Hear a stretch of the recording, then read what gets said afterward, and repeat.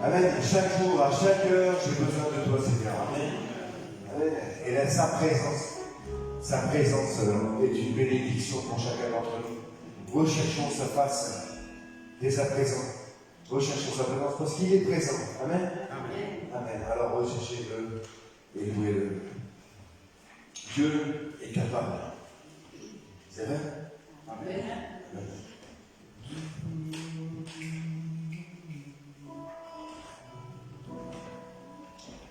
Infiniment abondamment, bien au-delà de tout ce que tu demandes au travers de la puissance qui agit.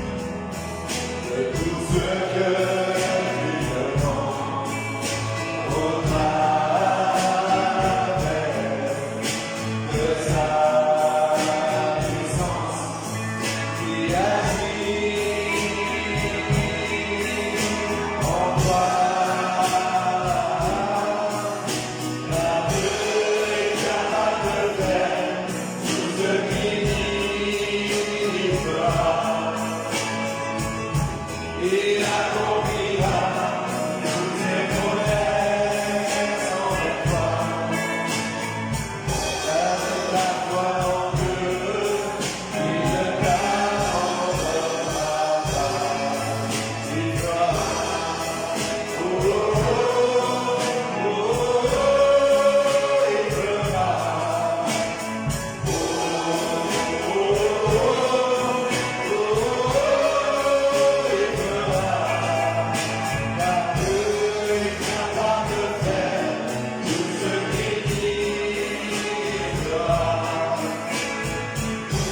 Il accomplira tous ses promesses envers toi. Avec la foi en Dieu, il ne t'abandonnera pas. Il fera.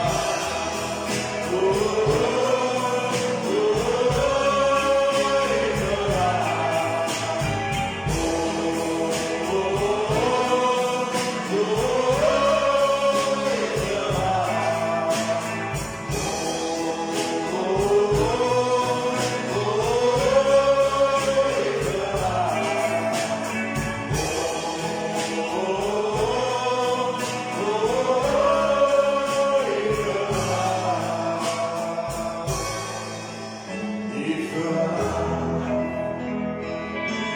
Amen. Il fera bien au-delà de ce qu'on peut lui demander. Vous invitez à lever pour ceux qui peuvent le faire. Gérard, je vais garder l'accent. Seigneur, nous sommes rassemblés aujourd'hui, Seigneur, pour toi, Seigneur, en ton nom, Seigneur. Car tu es digne de toute louange, Seigneur. Toi, le Dieu créateur, toi, le Dieu qui guérit, Seigneur. Toi, le Dieu qui prend soin de tes brebis, Seigneur. Merci pour tout ce que tu fais pour nous, Seigneur. Bénis cette assemblée, Seigneur. Bénis notre pasteur aussi, Seigneur. Bénis le groupe de louanges aussi, Seigneur. Seigneur, que tout te soit rendu, Seigneur. Que toutes les louanges vont vers toi, Seigneur. Amen. Amen. Amen. Soyez bénis pour être une bénédiction pour les autres et pour louer le Seigneur. Alléluia. Amen. Amen. On s'en parle beaucoup mieux que tous les 20 discours. Amen. Amen. Merci. Ton sang parle beaucoup mieux. Tous les 20 discours. Avant de suivre la paix. Par ma défense. Par la justice. Jésus ton sang. La croix.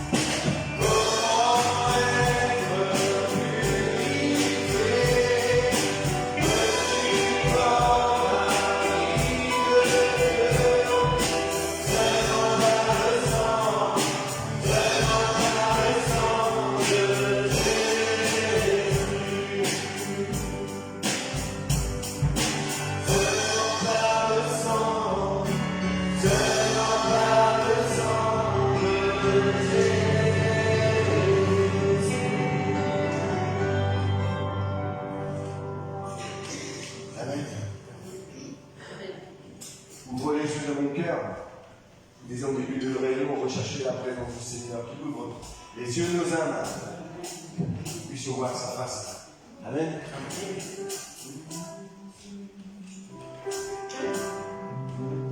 Ouvre les yeux de mon cœur. Ouvre les yeux de mon cœur. Je les veux voir. Je les veux voir. Ouvre les yeux de mon cœur. Ouvre les yeux de mon cœur.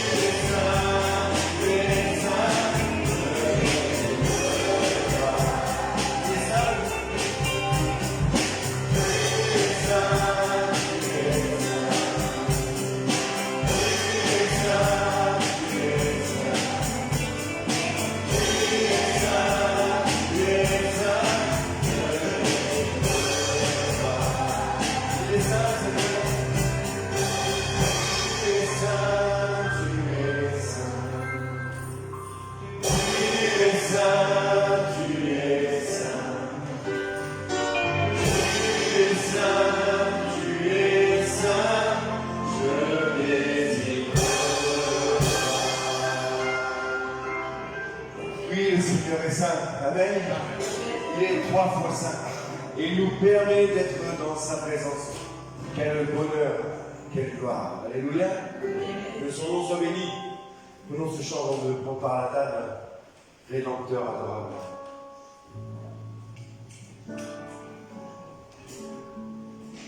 Rédempteur adorable, sur la croix attachée, et comme un ouvrage, brisé pour mon péché.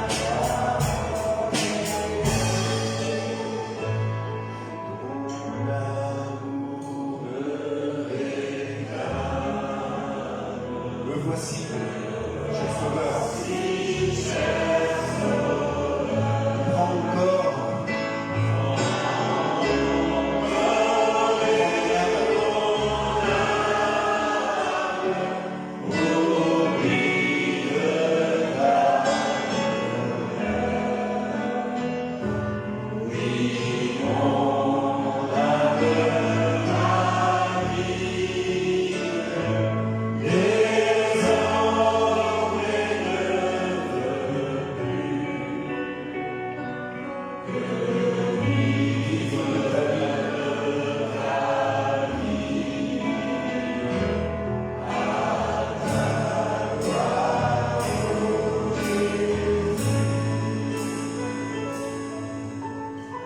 Des paroles puissantes, des paroles fortes. Si tu peux remettre les dernières paroles de chant, s'il te plaît. Ton amour me réclame, le voici, cher Sauveur. Répondre à l'appel du berger. Mais à la fin, il dit, mon âme ravie désormais ne veut plus que vivre de ta vie à ta gloire, ô Jésus. Merveilleux de chanter ça. Vivre de ta vie signifie mourir en vous-même, mourir en moi-même. Et lui laisser vivre pour moi. Combien c'est difficile. Combien c'est difficile. Mais par sa grâce, on peut avoir cette espérance de vivre au travers de Jésus-Christ. Alléluia. Dans ce chant, on parle de cette vision, de voir le Seigneur. Et depuis ce matin, il y a cette vision du Seigneur au travers des chants. Heureux ceux qui ont cru sans jamais l'avoir vu. Merci pour cette foi que l'Esprit Saint met en chacun d'entre nous. Parce que mes yeux ne l'ont jamais vu réellement. Mais le Saint-Esprit m'atteste qui est le Seigneur. Et que ce matin, le Saint-Esprit puisse là vous attester qui est Jésus. Qu'il puisse montrer à votre âme qui est Jésus. Et ce qu'il a accompli à la croix du Calvaire. Ce matin, en préparant le culte, et déjà dès la maison, j'avais ce texte qui me venait. Tout est accompli. Tout est accompli. Et ça se trouve dans Jean, au chapitre 19, à partir du verset 28. Où est écrit, après cela, Jésus, qui savait que tout était déjà consommé, dit, afin que l'écriture fût accomplie, j'ai soif.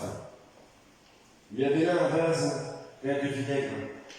Les soldats remplirent une éponge et l'ayant fixée à une branche d'hysope, ils l'approchèrent de sa bouche. Quand Jésus eut pris le vinaigre, il dit, tout est accompli. Et baissant la tête, il rendit l'esprit. Plus loin, au verset 36, il est dit au moment où on décrochait ceux qui avaient été crucifiés, on ne lui a pas rompu les jambes. Ces choses sont arrivées afin que l'écriture fût accomplie, afin que aucun de ces os ne sera brisé. Et ailleurs, l'écriture dit encore, et verront celui qu'ils ont percé. Jésus a tout accompli. Jésus a accompli ce qui était écrit. Et Jésus est le seul à pouvoir accomplir tout ce qui était écrit. C'est le seul. Il a tout accompli, et au travers de lui, nous pouvons prétendre être vainqueurs. Alléluia. Il nous fait grâce. Il nous a fait grâce. Comment être pardonné? Comment être lavé? Seulement par son sang. Non par mes mérites, non par mes actes, non par mes mots, non par ma connaissance, ni par l'intelligence. Mais parce que le Saint-Esprit m'atteste que Jésus, et les Écritures attestent que Jésus a tout accompli. Et que par lui, j'ai la victoire. Alléluia. Amen. Alors réjouissons-nous ce matin de pouvoir nous appuyer sur Jésus et d'avoir cette espérance de le rejoindre un jour dans le ciel par son amour et par sa grâce et uniquement par ça. Alléluia. Vous approchez les frères, César, si tu peux prier pour le pain, qui est le symbole du sang, du corps de Jésus. Et ça va leur prier pour le vin. Merci Seigneur pour ce pain qui nous rappelle ton sacrifice. Et qui nous rappelle aussi que tu es le pardonné. Et que quiconque vient à toi n'aura jamais faim, Seigneur. Merci Seigneur, car en ces temps de sécheresse à la fois climatique et spirituelle, nous avons besoin de toi. Et de l'eau qui coule de toi. Merci Seigneur pour toutes les bénédictions et pour toutes les épreuves, Seigneur. Merci pour nous instruire à chaque instant. Merci de nous relever, de nous fortifier. Gloire à toi, Seigneur. Amen. Merci Seigneur, te bénir, te sauver. qui représente le sang que tu as versé pour nous, pour sauver l'humanité entière. Merci Seigneur, parce que toi, tu es le Dieu Tout-Puissant, que tu es venu nous dire que tu es le chemin, la vérité et la vie. Que personne ne pourra arriver dans les cieux sans passer par toi.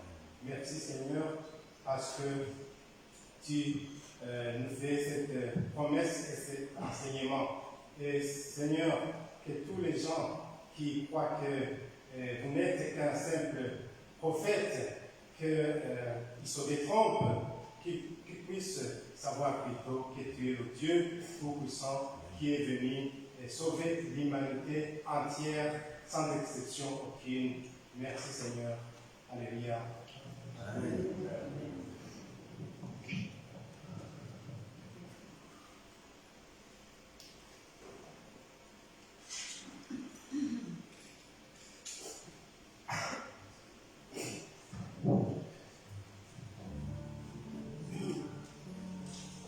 Lumière du monde, venue dans l'obscurité, ouvre les yeux et je vois tant de beauté que mon cœur ému d'alors. C'est que ma vie est en toi. Et me voici pour louer, me voici à tes pieds, me voici pour dire tu es mon Dieu. Car tout en toi est beauté, tout en toi est grandeur, tout en toi est merveilleux pour moi.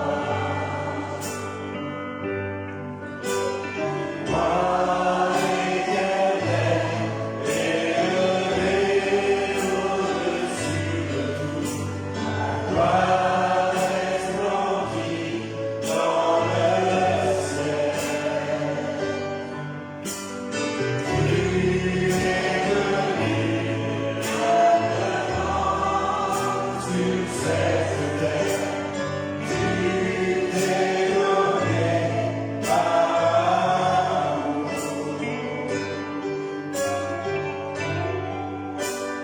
Me voici pour louer, me voici à tes pieds, me voici pour dire tu es mon Dieu.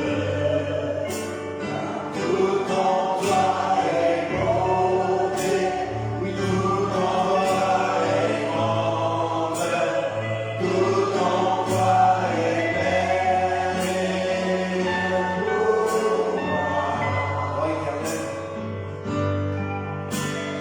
Roi éternel, élevé au-dessus de tout, gloire resplendit dans le ciel.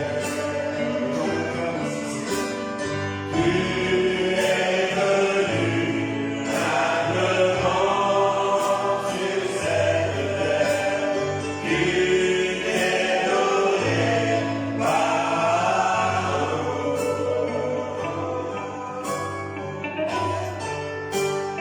Me voici pour louer, me voici à tes pieds, me voici pour dire tu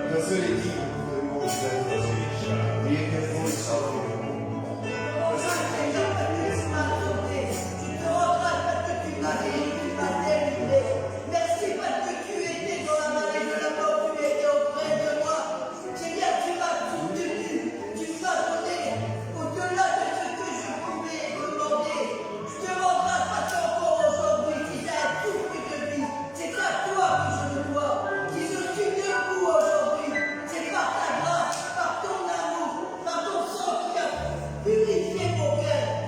Je suis loin d'être parfait, mais je veux te dire ce matin toute ma reconnaissance. Je te rends grâce parce que tu soutiens la mère. Je te rends grâce parce que tu soutiens les enfants. Je te rends grâce parce que mes petits-enfants te suivent. Seigneur, merci pour ton amour, pour ta patience, pour ta fidélité. Seigneur, merci. Aucun mot ne peut exprimer toute ma reconnaissance. Mais je te dis merci, mon Dieu, merci. Sois loué, sois exalté, mon sauveur, mon vrai docteur. Toi aussi, Seigneur, mon Père éternel, tu m'as donné un sauveur parfait, en qui je me réfugie. Il est mon appui. Amen. Sois loué, sois glorifié ce matin.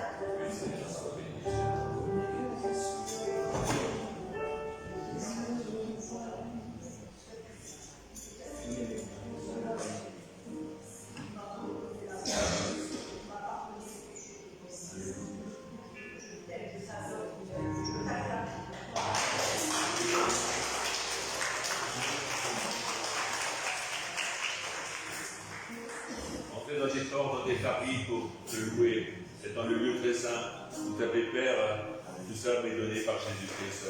Et franchement, je veux te louer. Non pas parce que je suis fidèle, mais parce que tu es fidèle.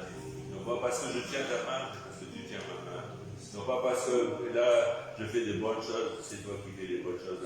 À travers de ton esprit dans ma vie et dans la vie de mes frères et sœurs.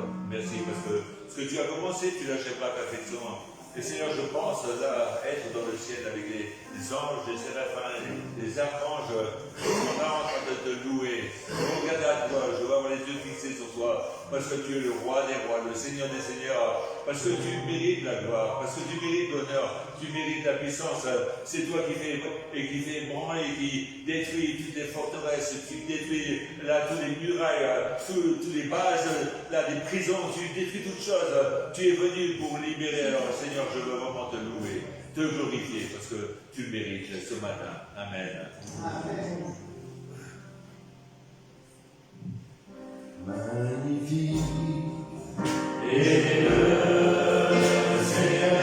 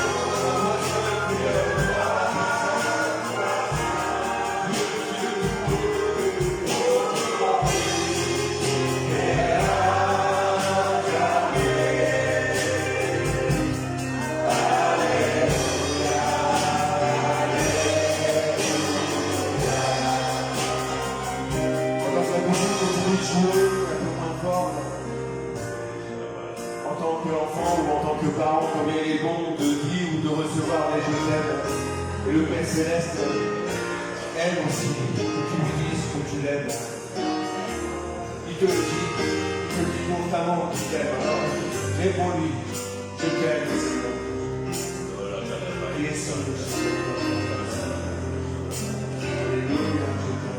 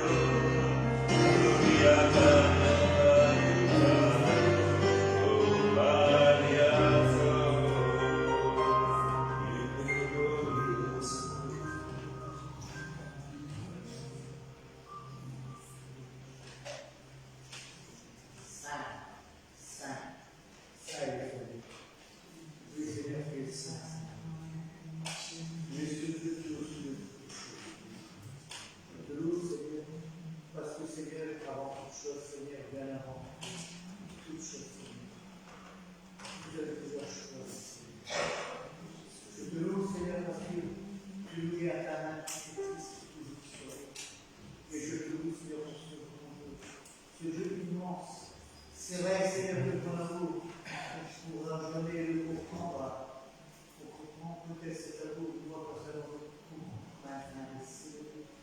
Et je sais qu'une chose, mon Seigneur, mon Dieu, mon roi des rois, mon sauveur des sauveurs, mon maître des maîtres. Je sais, Seigneur, qu'un jour, Seigneur, tu t'es révélé sur ma route, Seigneur, ce que je cherche. Je te loue, Seigneur, combien de fois je commets, et combien de fois tu m'as relevé. Et Seigneur, viens par toi.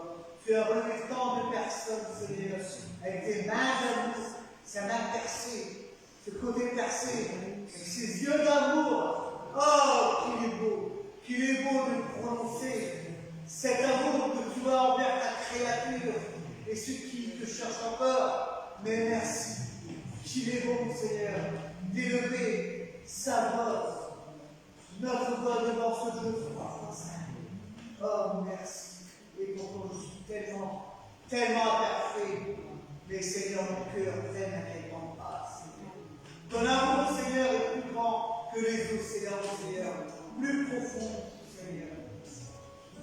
Mon précieux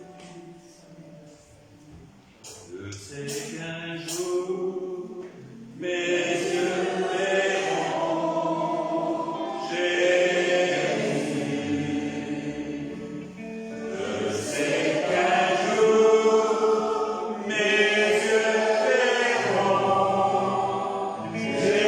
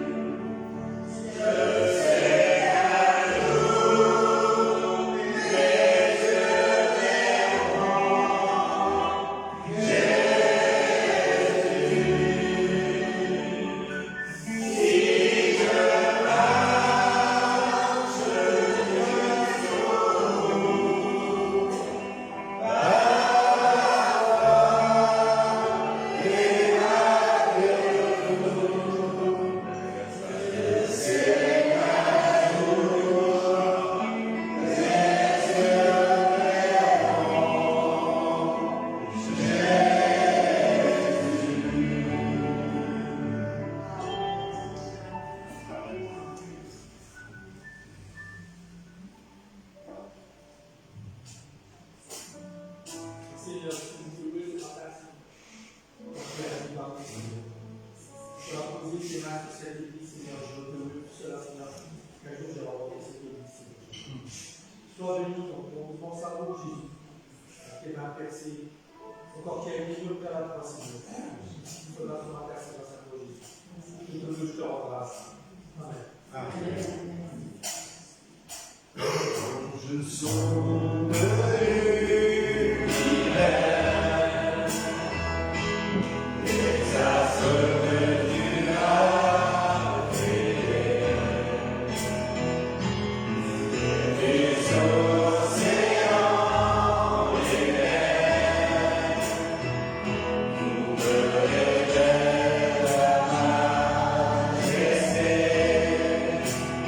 Alors on a le séculier.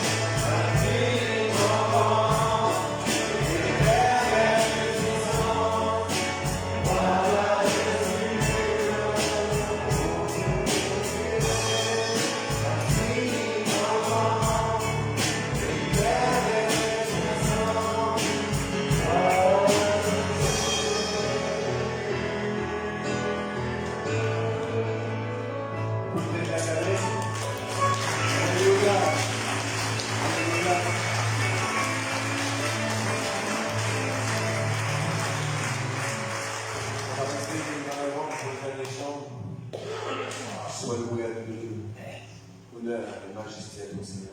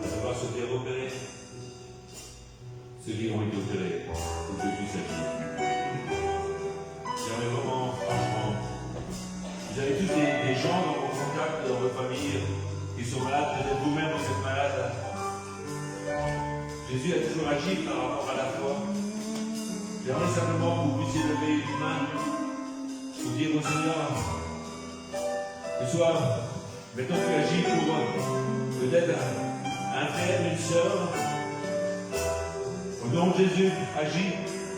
Agis pour une tante, un oncle, un père, une mère, un fils, une fille, des cousins, des cousines, des amis, des contacts. Nous prions au nom de Jésus. Faisons un acte de foi. De foi pour qu'on puisse remplir là l'église. Dire, on a bien été là 2 heures dans l'église, mais on est là pour pénétrer dans le trône de ta grâce, Seigneur. Et on lève nos mains vers toi, parce que tout notre corps aspire après toi. Notre âme et notre corps aspirent après toi, aspirent à ta bénédiction, à ta guérison. Et tu connais, Seigneur, ceux qui sont morts spirituellement, ceux qui sont addicts, ceux qui sont là, liés, enchaînés, comme des vrais là, esclaves, étant là, en train de vivre dans le monde, en étant des mendiants, en étant des êtres pour les autres répugnants. Tu es capable de les libérer, de les protéger, de les garder. Je prie aussi pour les malades. Je prie pour ceux qui sont dans les enfants qui ne sont pas à toi, qui ne veulent pas de toi, qui ne veulent que les choses de ce monde. Seigneur, attire leur cœur à toi. Donne-nous la sagesse pour être là, un témoignage pour la gloire de ton nom. Mon Père, je te prie pour ma famille, comme chacun de nous prie pour nos familles. Nous prions au nom de Jésus, protégés dans cette canicule, protégés dans leur santé, protégés dans tout ce qu'ils devront en comprendre.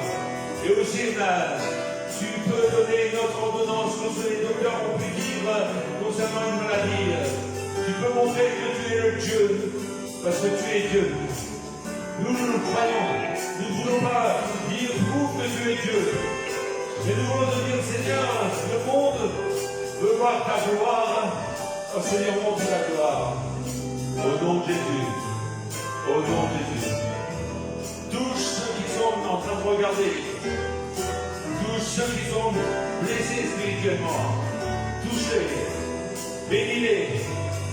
Ceux qui sont là, en train de parfois se mettre à l'écart. Bénis-les. Ouvre les yeux pour qu'ils voient que tu es glorieux. Pour qu'ils voient que tu les tiens et que tu les conduis d'une manière sûre et certaine. Amen. Amen. J'essaie de ne pas trop vous prendre le temps. Avec la chaleur, vous allez suer, vous allez en suer, c'est de vous dire. Non, je rigole, ouais. Mais il y a une chose qui est certaine, c'est que Dieu veut bénir. Dans Jean au chapitre 9,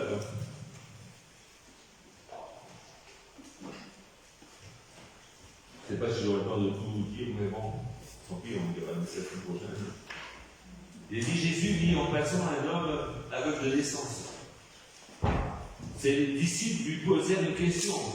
Rabbi, qui a péché, cet homme ou ses parents, pour qu'il soit né aveugle? Jésus répondit, ce n'est pas lui ou ses parents qui ont péché, mais c'est afin que les œuvres de Dieu soient manifestées en lui. Il faut que je fasse, tandis qu'il est jour, les œuvres de celui qui m'a envoyé. La nuit vient où personne ne peut travailler. Pendant que je suis dans le monde, je suis la lumière du monde. Après, peut-être qu'on lira la suite, mais j'aimerais dire, Jésus a rencontré une personne, cette personne, elle est là à avoir un problème. Ce problème, elle ne l'a pas cherché. Il y a des gens qui cherchent un problème. Tandis que cet aveugle n'a pas cherché son problème. Dans notre monde, il y a des gens qui sont à subir un problème, une difficulté, à subir des pressions, des oppressions, des tensions, des choses qui sont là à les amener à ce qu'ils ne soient pas réellement libres, ne soient pas réellement là autonomes, ne soient pas là réellement là à pouvoir vivre comme les autres, quoi qu'ils aient un facultatif en moins par rapport aux autres, mais ils vivent quand même. Ce qui m'étonne, c'est que les gens, ils ne parlent jamais de leurs péchés, mais ils parlent toujours des péchés des autres. Quand il nous arrive quelque chose, on dit c'est injuste ce qui m'arrive. C'est pas vrai. Combien de fois, même chez les chrétiens, ils disent c'est injuste, on n'est pas là à voir tout ce que je fais bien, on voit seulement tout ce que je fais mal. Dans les couples, c'est souvent là aussi ce qui arrive. Quelqu'un disait, son fils était en train de parler d'un problème. Dans les couples, il peut y avoir des tensions. Et en fin de compte, on ne voit pas tellement les choses qui sont les meilleures. On voit les choses qui sont les pires. Et quand on commence à les lire, parfois ça crée un problème, ça crée des dilemmes, ça crée des tensions, ça crée aussi des pressions, ça crée aussi des noms d'oiseaux parfois. C'est dommage, parce que la Bible a dit qu'aucune mauvaise parole ne sort de votre bouche. Hein. Mais il y a des choses qui se produisent. On a un caractère différent. On est tous différents. Cet homme était différent. Le brigand sur la croix, lui, il avait cherché ce qui lui est arrivé. Il a reconnu, il s'est repenti, il a reconnu que Jésus-Christ était le roi. Mais dans nos vies, il y a parfois des questions qui sont sans réponse. Vous savez pourquoi?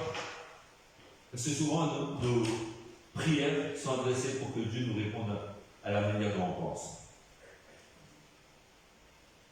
Moi, j'ai vu dans ma vie chrétienne que je demandais des choses à Dieu. Et quand Dieu me répondait au travers de la parole de Dieu ou d'un frère ou d'une sœur, je cherchais ailleurs dans la Bible. Vous savez, quand j'étais content, quand je trouvais un verset qui était adapté à ce que j'avais demandé. Vous n'avez jamais fait ça? Dire au Seigneur, j'ouvre la Bible, hein, parle-moi. Et la Bible dit, écoute, parce que tu es sale, je vous dirai pas. Non, c'est pas pour moi ça. On prend un autre verset. Tu vas payer les conséquences. Bon, je vais prendre un verset. Tout à coup, il y a un verset qui dit, tu es quelqu'un de bien, tu es quelqu'un de formidable, tu es merveilleux. Alors les gens, ils écoutent. Je vous l'ai toujours dit, il y avait une fille qui est venue avec un pasteur qui était à côté de moi. Et en fin de compte, cette fille est venue, je connaissais sa vie et je savais qu'elle avait besoin de persévérance. En l'occurrence, elle n'avait pas besoin là d'autre chose, elle avait besoin de dire tu dois persévérer. Tu ne dois pas simplement être là comme une horloge gros coup qui fait clic, clac, mais pendant un moment, mais ça s'arrête au bout d'un moment. Tu as besoin d'être remonté, tu as vraiment besoin de remettre en question. Je lui ai dit ça. Le pasteur qui était à côté de moi, je crois qu'il était un peu sourd. C'était à la réunion, on c'était de l'autre sens. Hein. Et je me souviens qu'il a posé des mains sur elle, et au bout d'un moment, il prend ses mains et dit tu es scintillante, des étoiles sont là sur ton front et sont en train de scintiller sur tes mains. La fille, elle m'a regardé, elle m'a dit t'as vu tout ce que tu m'as dit, toi? Ah ben. Moi, je scintille. Aujourd'hui, elle scintille toujours dans le monde. Mes amis, des fois, on est tellement entêtés. On veut écouter, dire Seigneur, parle-moi. Et on ne peut pas en lutte, on dit Seigneur, parle-moi. Je te parle. Malheureusement, on ne veut pas écouter. Dans ce texte, c'est un homme qui ne cherchait et n'a pas cherché à avoir un problème. Il y a des gens qui ne cherchent pas leurs problèmes, il y a des gens qui cherchent leurs problèmes. Il y a des gens qui cherchent la solution à leurs réponses qui sont déjà toutes faites, parce qu'ils ont déjà, et ils se croient être parfois, comme je le dis dans le monde, hein, ils sont immaculés conception. C'est-à-dire qu'ils sont pris sans le péché originel, hein, ils sont là parce que le péché originel n'existe pas. Comme si on était là à être né dans ce monde sans le péché originel. Qui de nous peut dire qu'il n'a jamais péché? Mais en même temps, on est là en train de dire aux gens, écoute, il faut que tu suis Dieu, tu obéisses à Dieu, tu vas d'après les traces de Jésus-Christ. Jésus, lui, a un impératif. Partout où il était, et il le dit d'une manière assez claire, il dit, là, au verset 4 du chapitre 9. Il faut que je fasse, tandis qu'il est jour, les œuvres de celui qui m'a envoyé. La nuit vient où personne ne peut travailler. Pendant que je suis dans le monde, je suis la lumière du monde. Il faut. Quand on dit à quelqu'un il faut, alors, ça peut créer des polémiques. Hein. Quand je dis il faut que tu viennes à l'église, tu n'as rien à m'imposer. Quand tu dis à ton fils ou ta fille il faut que tu fasses la vaisselle, hein. Il n'y a pas toujours là un sourire qui monte là aux oreilles. Quand tu dis à ton mari ou ta femme, il faut que tu fasses ceci, il faut que tu fasses cela. Mais Jésus, lui, a donné des impératifs. Des fois, nous voulons demander à Dieu, Seigneur, montre-moi qu'est-ce que tu veux dans ma vie, hein. Qu'est-ce que tu désires dans ma vie. Je bénis Dieu que j'ai pu être là baigné avec le pasteur Tartagnouk, mais être baigné aussi avec le pasteur de Mester, être baigné dans les différents milieux, les milieux charismatiques, différents milieux, pour voir que, en fin de compte, nous disons que nous devons avoir les yeux fixés sur Jésus, marcher d'après ce qu'il a désiré. Il y a entre la théologie qui est bonne, parce que la théologie, elle existe, c'est-à-dire c'est un moyen de ne pas tomber dans le laxisme, mais aussi de ne pas tomber dans l'autre excès, mais c'est aussi le moyen de ne pas tomber dans des choses qui ne sont pas bibliques, qui ne sont pas selon la parole de Dieu. Les évangiles nous parlent de Jésus. Les actes des apôtres nous parlent de l'action du Saint-Esprit. Mais tout est régularisé par les épîtres. Les épîtres sont là en train de nous donner des conseils comment vivre, comment marcher. Et nous, sous cette terre, est-ce que nous rentrons dans les impératifs de Jésus-Christ? Est-ce que nous rentrons dans les principes de Jésus-Christ? Il faut que je fasse, tandis qu'il y a encore là tant de lumière, entre les ténèbres viennent. Il faut que je fasse les œuvres de mon Père. Il faut que je le fasse. Il faut. Est-ce que je lis simplement ça? Ou est-ce que je veux dire, Seigneur, montre-moi qu'est-ce que tu veux que je fasse? Et l'évangile de Jean nous parle souvent, d'une manière assez forte, qu'il faut les impératifs. Jésus a parlé d'une manière à ce que nos impératifs existent. Je pense que vous les connaissez, mais on va les reprendre parce qu'il y a des choses qui sont primordiales. Et je crois que tout chrétien, et je pense que vous êtes pour la plupart nés de nouveau, la Bible dit dans Jean 3, verset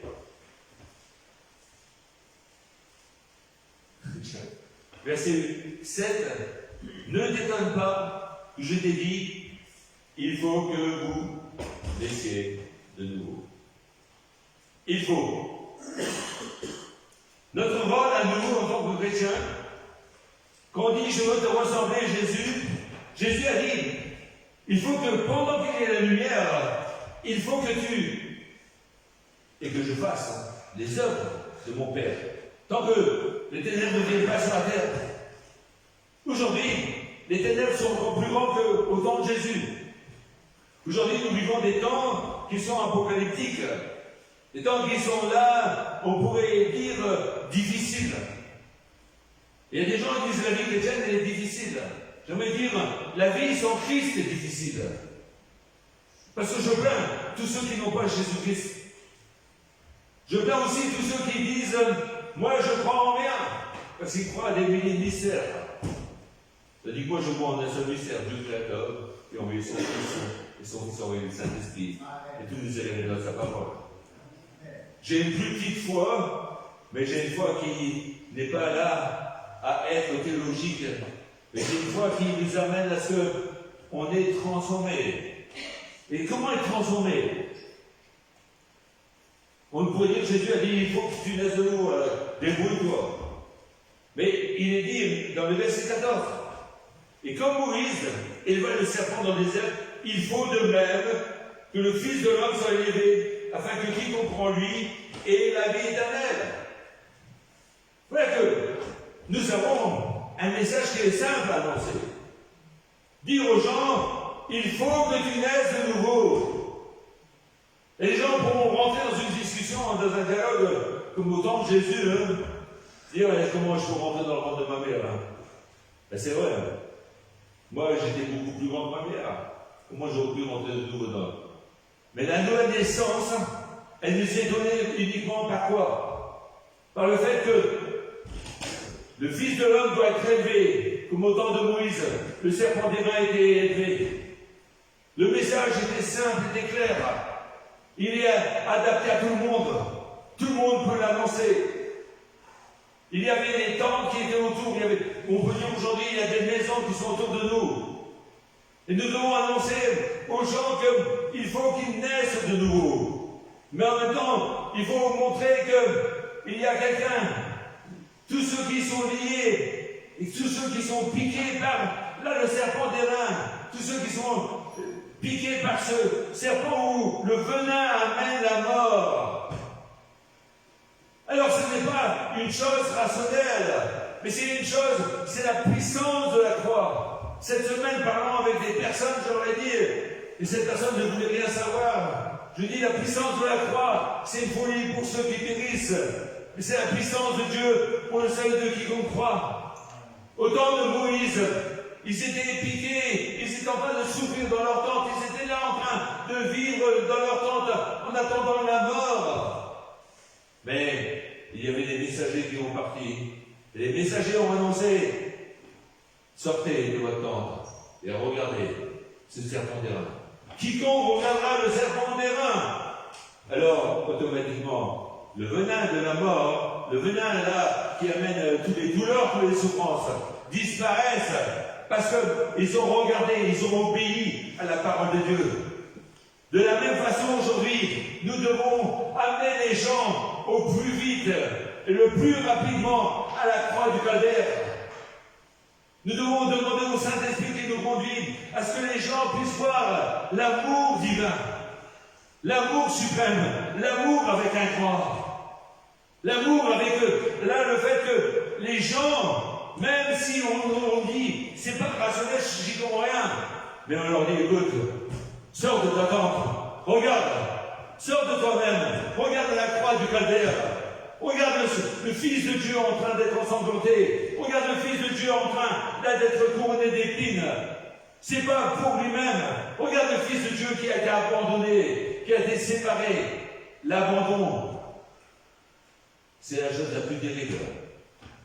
Quand on est abandonné, quand on est coupé, quand des gens, pour ma part, la douleur qui est la plus grande, je crois, c'est quand on est séparé de gens qu'on aime. Quand les gens partent dans l'éternité. C'est quelque chose qui est réellement là. Jésus a souffert la séparation avec le Père. Regardez, il faut que le Fils de l'homme soit élevé, afin que quiconque croit en lui ait la vie éternelle. C'est pas un message qui est là élaboré avec beaucoup de choses. N'oubliez pas que Jésus parle à Nicodème, un pharisien, quelqu'un qui connaît la loi, qui connaît la parole de Dieu, qui est là à être de ceux que peut-être Jésus a dit, vous sortez des Écritures, pour y trouver la vie éternelle, et vous devez faire venir à moi, qui suis la vie. Il ne parle pas à n'importe qui, mais il parle à qui?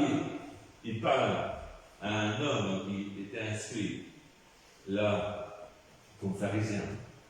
Et il lui dit, il faut que tu sois là, un être de nouveau.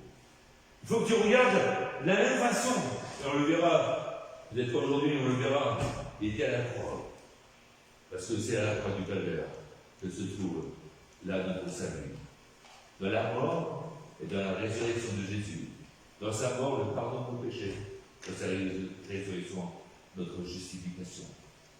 Nous avons aujourd'hui besoin de voir là et d'annoncer l'évangile. La Bible dit une troisième fois, le verset 30 du chapitre 3, il faut qu'il croisse et que je diminue. Tout le monde connaît le verset, on pourrait même le chanter. À 4 voix, Vous pouvez même chanter à la cette fois si on est des super séraphins. Donc on pourrait chanter à plusieurs voix. Il faut qu'il croisse. Et tout le monde dit, il faut qu'il croisse et que je diminue. Et on voit souvent en plus l'orgueil qui se manifeste, que ce soit dans la vie, que ce soit dans la vie des autres, plutôt que l'humilité. Pourtant la Bible dit l'humilité que c'est de la gloire. On veut être béni par Dieu. Mais on doit être dans le monde pour annoncer quoi? Être à l'image de Jésus. Être dans les principes de Jésus, c'est quoi? C'est d'aller dans le monde. Et de dire aux hommes, allez, annoncer l'évangile. Aujourd'hui, il fait trop chaud. Mais j'avais l'intention un jour de vous parler de comment évangéliser et d'arrêter le culte, et puis de vous donner des idées pour que vous puissiez aller au marché. Je crois que j'aurais aidé à choquer les gens. Parce que les gens, ils ne veulent pas être embouchés, ils veulent que ça bouge à leur manière. Les gens ne veulent pas tellement que, en fin de compte, on puisse leur donner autre chose à faire. Même les gens, souvent, beaucoup de gens m'ont dit, mais quand c'est là, pensionné, je prendrai mon temps pour Dieu, je prendrai mon temps pour prier. Mais je vois très bien que les réunions de prière sont toujours là, les plus mal servis. Pourtant, leur famille et leur entourage, ben, ils sont loin de Dieu. On ne réalise pas la force qu'il peut y avoir dans la mort en soi pour bénir les autres, pour bénir la famille. Mourir en soi, mourir à notre désir, à nos principes, à nos paroles, aux paroles des gens, mourir aux conceptions des gens pour laisser vivre Jésus à travers nous. Mourir en soi pour annoncer l'évangile. Combien de gens aujourd'hui vont en vacances, excusez-moi. Ils vont en vacances et après ils me disent, j'ai rencontré des belles personnes. Oh, j'ai rencontré telle personne. C'est formidable. J'ai pu là vivre des moments avec eux. Quand on leur demande ce que tu leur as parlé de Jésus, ah, les hommes, non. C'est les vacances, hein. Mais c'est les vacances pour eux toute l'année, hein. Moi, je vous encourage, on a fait pas mal de traités. À la fin de la réunion, on nous demandait des traités pour que vous puissiez distribuer autour de vous. Il faut que vous mouriez en vous-même pour annoncer l'évangile. Il faut que tu peux en toi-même pour venir aux réunions de prière. Parce que ton fils, ta fille, tes petits-enfants, tes petits-enfants, tes frères, tes soeurs, tes neveux, tes nièces, ton entourage, ils se meurent sans connaître Dieu. Et si le sel perd sa saveur, avec quoi la rendrons-nous? Moi, je peux dire un coup de temps en temps, Seigneur, je te bénis parce que je suis sauvé, parce que tu m'as pardonné, parce que tu es patient. Bah ouais, tu es patient, heureusement. Même avec moi, heureusement qu'il est patient. Parce que notre passion, c'est pas toujours de faire les choses que Dieu veut dans nos vies, c'est souvent de faire ce qu'on a envie. Et croyez-moi, pour les choses qu'on a envie, on a une volonté de faire parfois. Demandez à quelqu'un, tu viens à la réunion de prière, je peux pas. Tu l'invites, tu viens manger un couscous, tu viens manger là, des brochettes, des merguez. Tout à coup, on voit plein de monde. Ceux qui ont été là précédemment dans l'église peuvent le dire. On faisait des repas pour inviter les gens. Purée, on en avait des gens. Il y avait plein de gens qui venaient dans la maison à côté. Ils repartaient avec des tupperwares. Des tupperwares, on ne les a jamais vus. Et les gens, on ne les a pas vus non plus. À Nouvel An, il y avait une famille, mais pour ceux qui se rappellent, une famille qui habitait près de chez moi, là. Elle venait toujours à une dizaine pour la Nouvel An. On la voyait arriver. Ils étaient bien habillés. Ils ont dit, on va bien manger. Puis, quand on a mangé, là, après que c'était le moment d'être spirituel, ils sont partis. On ne les voyait pas. Les amis, le monde a besoin que le Saint-Esprit convainc les cœurs. Mais pour qu'il convainc les cœurs, comment croiront-ils si personne ne leur parle? Et comment demanderont-ils si personne ne va leur parler? Partout où Dieu m'a placé, j'ai toujours essayé de parler de Jésus-Christ. J'en parlais ce matin. Je disais, des fois, nous parlons à des gens qui vont rencontrer l'éternité. J'ai eu plusieurs fois le cas où des gens, je leur ai parlé que Jésus, alors qu'il y a une autoroute qui va en enfer, tout à coup, il y a un panneau indicateur, une croix qui est dressée, et qui dit stop! Si tu passes par la croix, automatiquement, tu vas être sauvé. Alléluia. Si vous le croyez. Je crois. Nous devons mourir en nous-mêmes. Il faut un impératif. Aujourd'hui, dans ta vie, tu es là peut-être simplement à dire, il faut que tu regardes ce que je pense, il faut que tu crois ce que je pense, il faut que tu sois là à vivre ce que je pense. Parce que, en fin de compte, les autres sont en train de penser d'une manière qui n'est pas agréable. Là, il faut qu'il croisse et que je diminue. Celui qui vient d'en haut et en dessous de tout. Celui qui est de la terre et de la terre. Et il parle comme étant de la terre. Celui qui vient du ciel et au-dessus de tout. Il rend témoignage de ce qu'il a vu et entendu. Et personne ne reçoit son témoignage. Celui qui a reçu son témoignage certifie que Dieu est vrai. Nous devons prier que Dieu, les graines que nous annonçons, soient là réellement prises par l'eau du Saint-Esprit pour qu'elles prennent vie et qu'elles puissent monter. Il y a des choses qu'on ne peut pas d'une manière rationnelle expliquer, mais il y a des choses que nous pouvons faire. Il faut qu'ils croissent et que je diminue. Il faut qu'ils croissent et que je diminue. Le chapitre 9, il nous est parlé. Il faut que je fasse tandis qu'il est jour, les œuvres de celui qui m'a envoyé. Mais, avant, le chapitre 4, du verset 4, comme il fallait qu'il passe par la Samarie, il arrivera dans une ville. Notre directive, notre direction doit être prise par les principes de Jésus-Christ. Nous ne devons pas simplement être théologiques, nous devons être concrets. Notre vie doit apprendre à avoir une relation concrète avec Dieu. Quand je disais, je bénis Dieu d'avoir été béni par tel frère, telle sœur, ou tel pasteur, je disais, ces gens ont été là toujours à dire, il faut que tu rentres dans l'évangélisation, tu rentres là à annoncer l'évangile. Et Jésus, il fallait qu'il passe par là. Pourquoi?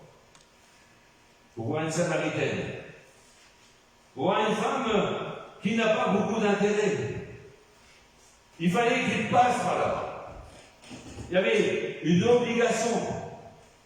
Il y a des gens, et parfois on se pose la question, mais pourquoi je dois passer par là? Ma mère, quand j'étais à la maison, j'étais en train de prendre un bain, et puis, vous savez, j'ai toujours eu ma tête en l'air. Tout à coup, je dis, maman, parce qu'elle était de l'autre côté, tu peux me jeter une serviette? J'ai oublié une serviette. Je ne pouvais pas me s'essuyer, je ne pouvais rien faire. Et en fin de compte, ma mère est partie prendre une serviette. Elle est partie dans sa chambre, il y avait une moquette. Et en prenant cette moquette, elle est tombée. Elle s'est cassée. Elle a la poignée. Sa main, son poignet était là à être cassé. Je me suis dit, mais c'est pas juste. En plus, je me sentais coupable. Je me disais, mais pourquoi j'ai pas pris? C'est vrai, on se pose des questions. Pourquoi il faut passer par là? Et voilà que, en allant à l'hôpital la voir, je lui ai rapporté une cassette avec. Ouais, pas une cassette, mais tu sais, après la cassette, pour le ça s'appelait. J'ai entendu ça et la voisine à côté a dit arrêtez ça, je ne peux pas supporter d'écouter ça. J'ai dit aujourd'hui c'est la journée. D'un côté, ma mère, elle s'est fait opérer, on lui a mis un morceau de fèvre à cause d'une serviette que moi j'ai négligé de prendre. Est-ce que Dieu peut transformer le mal en bien? Et là, on voit dans cette chambre, cette femme qui est à côté, qui est en train d'être violente, ou méchante, verbalement, elle dit je ne veux pas écouter tout ça. Je suis parti chez moi et j'ai prié, quand même, j'ai dit Seigneur, bénis ma mère, parce qu'avec des gens comme ça, c'est pas terrible. Mais je ne pouvais même pas parler, hein, je ne pouvais pas parler. Et ma mère, elle a pu lui parler. Elle a découvert que cette femme, en fin de compte, elle avait un mari qui était alcoolique. Que cette femme, elle était tabassée, elle était abandonnée. Elle devait s'occuper de tout. Et elle avait un double cancer. Elle avait été là opérée. Elle a réellement rien. Et en fin de compte, tout doucement, elle a commencé à prier avec ma mère. J'ai pu aller la voir quand elle a été transférée à ma pomme pour les soins, les derniers soins qu'elle avait. Elle m'a demandé de venir prier pour moi. Et cette femme, elle est morte en Jésus-Christ. Elle a été enterrée dans l'église catholique.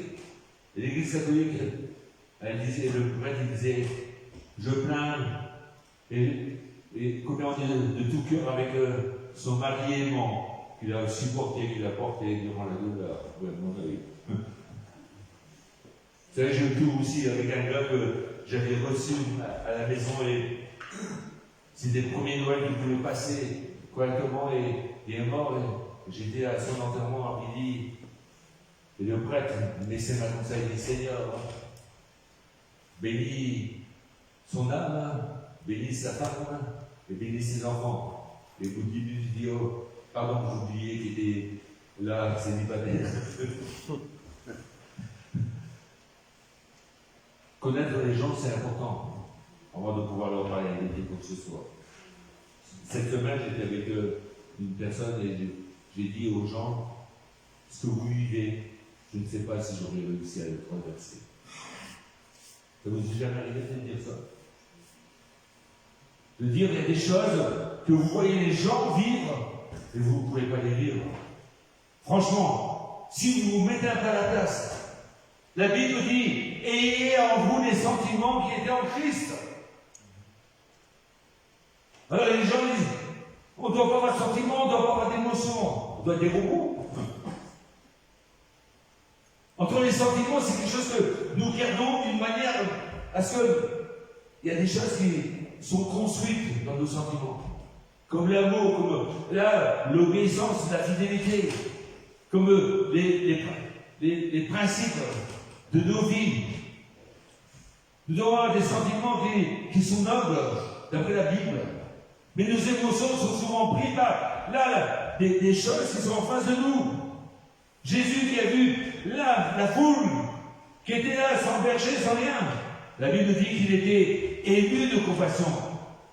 J'ai envie de dire que l'émotion, quand elle est gérée par Dieu, c'est des choses qui sont formidables.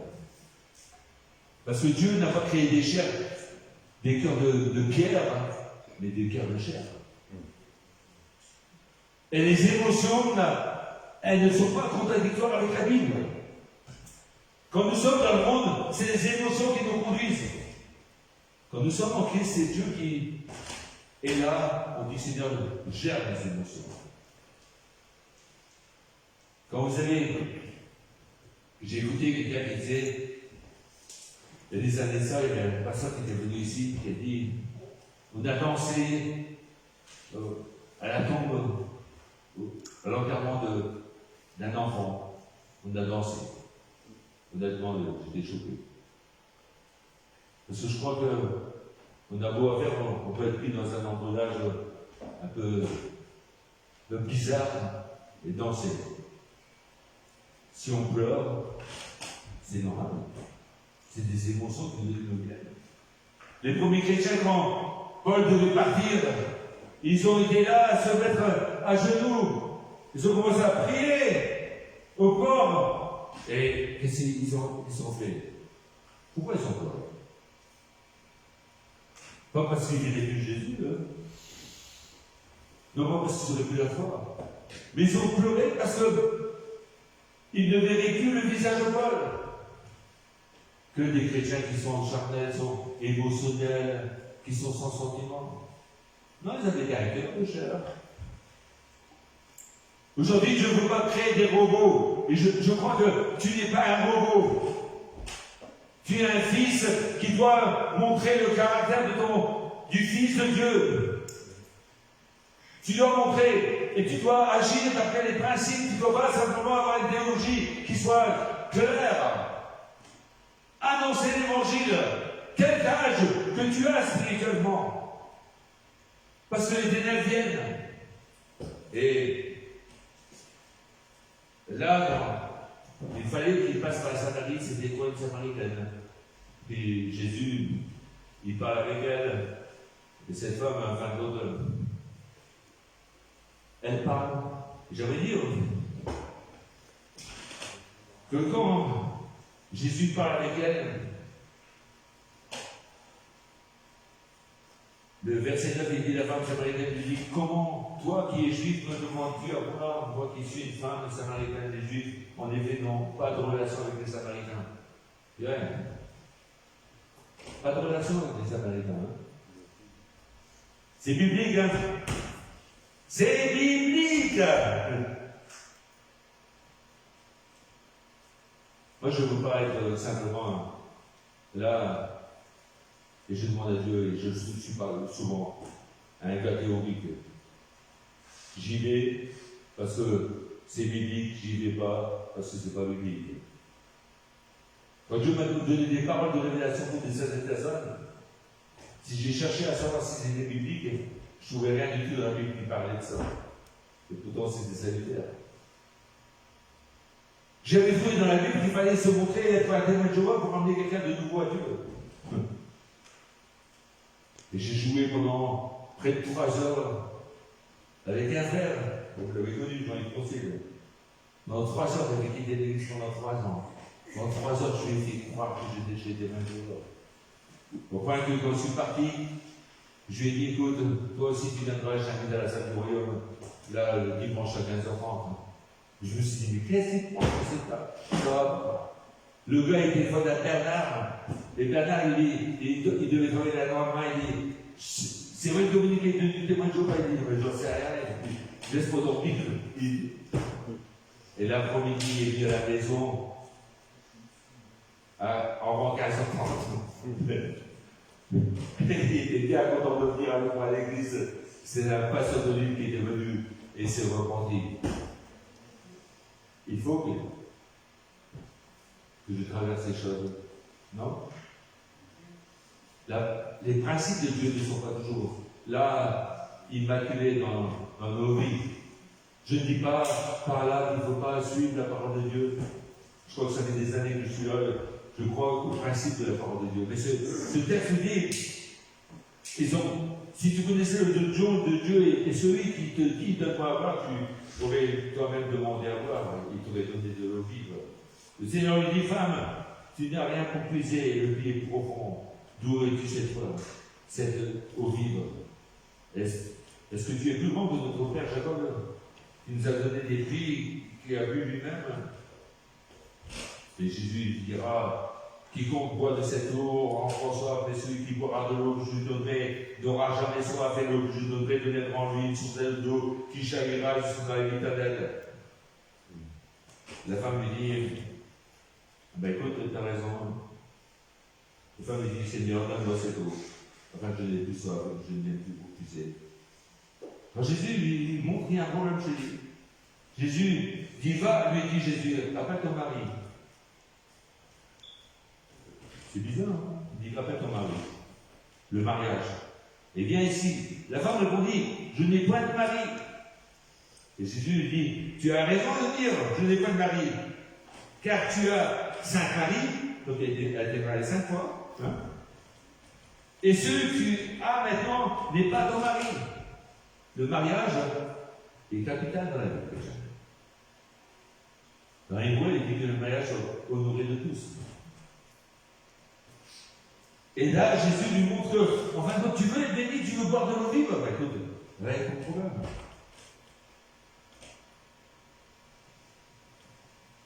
Et il arrive à une autre fois à dire au verset 24, il faut que ceux qui l'adorent en esprit en vérité. C'est pas simplement en vérité, mais en esprit. Que l'esprit de sainteté, l'esprit de gloire, l'esprit de force, l'esprit de Dieu amène à ce que, non pas on soit là écrasé pour accomplir la volonté de Dieu, et que l'esprit de Dieu puisse être là, nous amener à dire j'adore Dieu en esprit et en vérité. Cette femme, si Jésus a dit qu'il fallait qu'il passe par là, parce que tout le village s'est converti. Non pas parce que la femme leur a dit, lors de son témoignage, elle a dit, venez voir, il y a un prophète qui m'a tout dit, au début c'était pour ça. Mais après, ils ont été là à dire je crois, non pas à cause des paroles de cette femme, mais à cause de tes paroles. Au début, ça commence par notre parole. Tu parles, c'est pas là quelqu'un d'autre qui parle, c'est tu dois parler de Jésus aux gens. Et quand tu vas parler de Jésus aux gens, les gens doivent venir à Dieu et dire je ne viens pas parce que Dominique m'a ramené, je viens parce que je suis touché par la parole de Dieu, je suis touché par le message que Jésus est venu, il faut.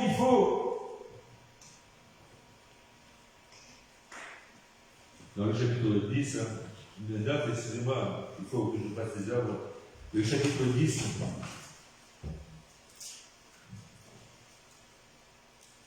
verset 16. J'entends d'autres brebis qui ne sont pas de cette bergerie, celles-là, il faut que je les ramène. Il faut que je les amène. Elles entendront ma voix et il y aura un seul troupeau, un seul berger. Il faut que je les amène. Dieu a un plan pour toi. Vous serez des témoins. Tu es né de nouveau, tu es passé par la croix. Tu n'as pas besoin de passer par toute la théologie nécessaire. Dis ce que tu as vécu. Si tu ne sais pas parler, distribue des traités.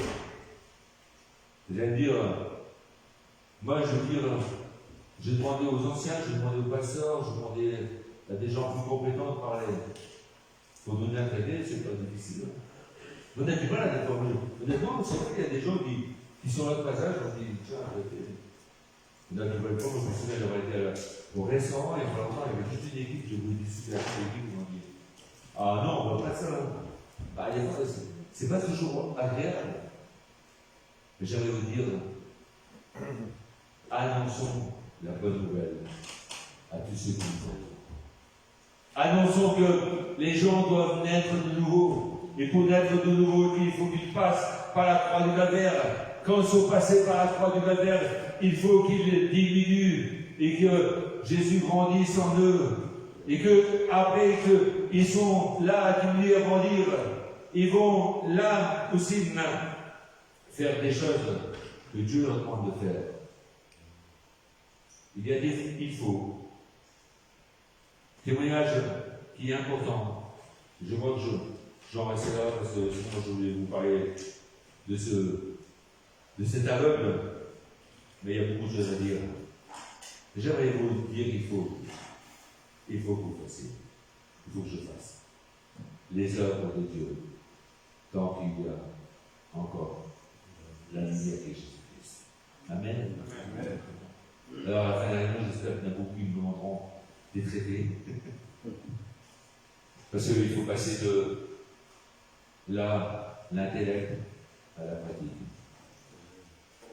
J'aimerais vous dire, il n'y a pas de choses qui sont plus miraculeuses. Moi, j'aimerais vous dire, le cheminement de ma vie, je me suis dit, dans ma conversion, je dirais chaque chapitre au matin, chaque chapitre à midi, chaque chapitre au soir, pour prendre. Et quand je loupais une journée, j'en avais 10, ça devenait fatigant, mais je le faisais. Mais après, je me suis rendu compte aussi que quand nous évangélisons, on se met des poisons autour de nous. On se met dans une bulle chrétienne où quand tu dévis, comme surtout dans ton travail, les gens ils disent que tu es chrétien. Quand tu annonces la couleur et que tu dis dévis combien de fois, on m'a dit, tu es chrétien, et puis tu agis comme ça. Ah ouais. Mais en même temps, quand il y a des besoins, les gens ils viennent te voir. Parce qu'ils demandent la prière. Combien de fois je t'ai vu dans l'entreprise où je travaille. Mais en même temps, j'aurais dit aussi qu'à des moments, j'étais écrasé. Et puis j'ai rencontré des gens à qui j'ai contacté. Tout à coup, ils ont commencé à me parler, à me poser des questions. Et tout à coup, j'ai eu de nouveau le désir de lire la Bible, de prier, d'intercéder. Je ne sais pas, je ne peux pas donner de règles, mais je peux dire une chose, que la mer Noire, elle est remplie là de choses qui sont précieuses. Et vous savez pourquoi elle est morte, hein, la mer morte, hein? Parce qu'elle reçoit sans jamais donner. Tu peux recevoir quand tu donnes. C'est pas simplement quand tu vas avec des groupes, avec des gens qui sont... Mais la Bible dit, ils allèrent accompagne-toi d'une autre personne. Va, annonce l'évangile. Parle de Jésus-Christ. C'est tellement important. Parce que, je l'ai dit au début, j'écoute les gens dire, j'ai été en vacances avec telle personne. Ah, tu sais que l'autre personne, elle est tombée malade. Mais est-ce que tu lui as parlé de Jésus-Christ? Moi, je bénis Dieu que quand j'allais là, à la caravane que j'annonçais l'évangile. Que j'ai même provoqué un jour, alors qu'il faisait un repas en commun, je n'ai pas pu m'empêcher de parler de Jésus. Il y avait un gars qui s'est révolté contre moi, et il a commencé à insulter Dieu, il a commencé à... Et j'ai vu la patronne qui a pété un câble, excusez-moi. Elle a pris les assiettes et les a cassées, et elle dit, je ne supporte pas qu'on parle comme ça de Dieu. Puis, j'ai pété la fête. Ils sont tous partis à leur maison. J'ai aidé des années, pas longtemps, 2-3 jours, chaque année, dans la semaine. Il y a des années. Il y a des gens que j'ai parlé de l'évangile en vent et qui sont morts. Écoutez, j'étais satisfait que je leur ai parlé de Jésus-Christ. Aujourd'hui, est-ce qu'on a le souci de nos familles? Moi, je crois qu'il peut être sauvé. Et ça se pourrait parce que il y a 15 ans de ça, je lui ai parlé. Je lui ai dit que j'allais à l'église de Dominique, à l'église de Miguel, etc., etc. Et c'est pas ça qui sauve. Nous devons annoncer l'évangile. Et ceux qui font, soyez bénis. Et je crois que tout le monde doit savoir que Jésus-Christ est le Sauveur. Amen. Tout le monde doit savoir. Inclinez nos fronts deux instants. Entre tes mains, j'abandonne tout ce que j'appelle le mien. Pour me fermer à tes sommes, Seigneur, n'en me prendre rien. Oui.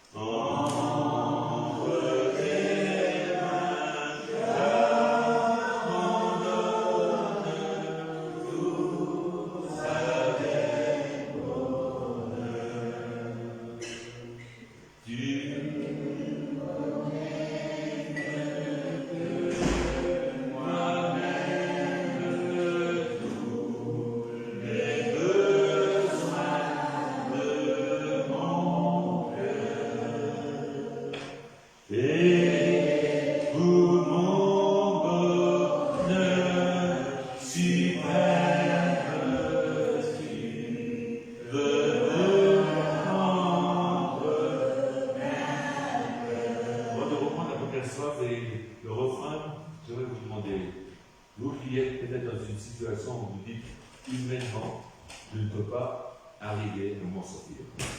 Humainement, les choses ne peuvent pas changer pour telle ou telle personne. Humainement, c'est humain. Mais si vous pouvez dire, Seigneur, tu es le Dieu de l'impossible. Moi, je suis dans l'impossible. Tu es le Dieu de la capacité. Je vous demanderais, vous qui peut-être êtes trouvés dans une situation de dire, je ne sais pas comment je peux m'en sortir, de faire un acte de foi et de dire, Seigneur, je me place devant toi. Ouvre-moi les chemins. Conduis-moi sur les chemins de la victoire, de ceux de ton amour. Alors je vous demanderais, non pas de vous lever d'une manière systématique, mais de vous lever à votre place. Pour ceux qui me désirent, Seigneur, je suis devant là un dilemme. Ma fille, mon fils est devant un dilemme, mon beau-fils, ma belle-fille, mon frère, ma soeur est devant un dilemme. Et je me trouve là, comme notre chevalier dit, quand je fais-moi monter la montagne que par mes propres forces je n'arrive pas à monter. Aide-nous. Alors simplement, quand on chante le chant, levez-vous votre place pour vous qui le désirez. Entre tes mains, j'abandonne tout ce que j'appelle le mien. Oh, ne permets à personne, Seigneur, d'en reprendre rien. Oui, prends tout, Seigneur. Oui, prends tout, Seigneur. Entre tes mains, j'abandonne tout avec bonheur.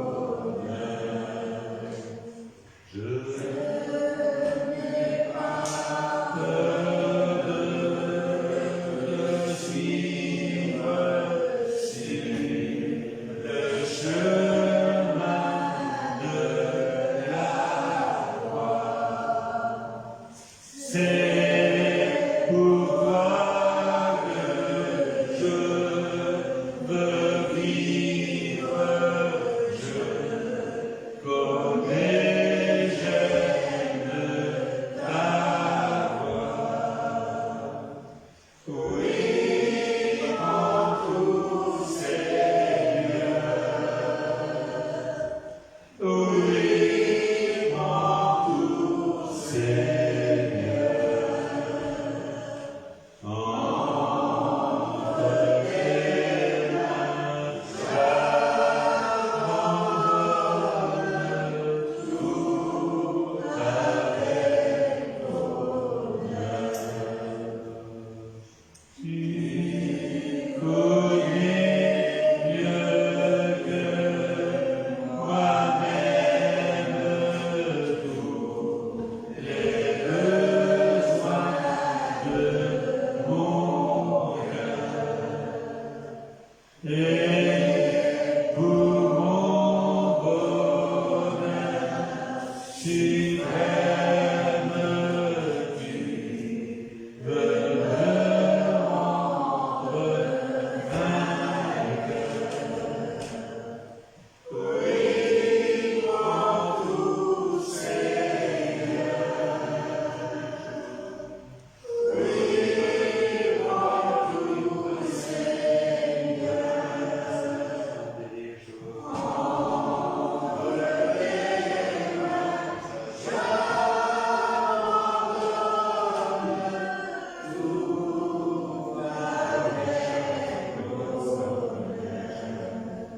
Ô Esprit de Dieu, vois mon frère, vois ma soeur, vois mes bien-aimés en Christ, vois-moi, je suis debout devant toi, devant des impossibilités, mais je te bénis pour la prière qui me donne la possibilité de rentrer dans un Dieu à qui rien n'est impossible. Or, créer des situations Crée là les choses qui doivent être changées, qui doivent être transformées, qui doivent être bouleversées dans la vie. Agis. Je ne sais pas comment tu peux le faire, mais tu peux le faire. Seigneur, tu es capable d'agir. Tu es là, le roi des rois, le Seigneur des seigneurs. Alors, je te prie, Seigneur. Tu vois, ceux qui ont déjà levé leur main pour une personne, ceux qui se sont levés debout, je te prie de vraiment les visiter, afin que dans leur désir, et même le Saint-Esprit connaît la profondeur de leur cœur. Saint-Esprit, je te prie que toi qui connais la profondeur du cœur du Père, et tu connais la profondeur du cœur de l'homme, agis de telle façon à ce que le cœur de Jésus puisse apparaître dans tout ce qui peut là s'accomplir dans leur vie, et aussi dans la vie de ceux pour qui ils sont en train de te réclamer. Non seulement dans leur propre vie, mais aussi dans la vie de tous ceux qui réclament que la gloire de Dieu se manifeste, que la victoire de Jésus-Christ, que le sang d'agneau le couvre chacun et chacune, chaque famille, même le matériel, que nous soyons imprégnés, que ce lieu soit imprégné, que les murs soient imprégnés du sang de l'agneau, afin que les ténèbres ne puissent pas avoir accès en quoi que ce soit, afin que ta bénédiction, elle soit éternelle pour ta gloire. Tu as promis que tous ceux qui s'approchaient de toi, tu ne les repoussais pas. Tu as envoyé le Saint-Esprit, et je te bénis, Saint-Esprit, que tu es le meilleur collaborateur. Alors fais tout ce que je ne peux pas faire. Confirme là les paroles du Père, confirme les paroles de Jésus, et continue aussi là à vivre des actes des apôtres dans l'action de ton esprit, au nom de Jésus. Et nous te promettons que la gloire, l'honneur et la puissance, la louange reviendra à toi seul. L'Église dit quoi? Amen. Bon appétit, que Dieu vous bénisse pour retour à chacun.